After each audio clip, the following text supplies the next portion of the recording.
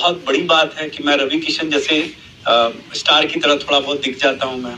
नहीं तो कोई चोर चमार की तरह मैं दिखता तो बहुत मुश्किल हो जाता मेरे लिए। देखिए, ये ऋषि जैन है जो फिजिक्स के शिक्षक भी हैं।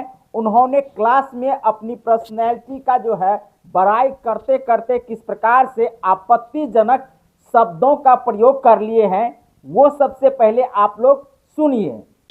कृष्णा क्या है सर, आप रवि किशन जैसे दिखते हो तो दिखते दिखते भाई एक ही तरह के व्यक्ति इस दुनिया में 7 हो सकते हैं। तो ठीक है, मैं अगर दिखता हूँ ठीक है, ठीक है। मेरा मतलब बहुत बड़ी बात है कि मैं रवि किशन जैसे स्टार की तरह थोड़ा बहुत दिख जाता हूँ मैं, ठीक है।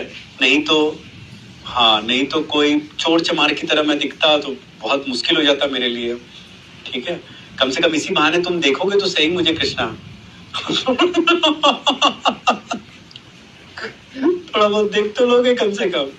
हाँ तो यार पढ़ो ना बैठकर।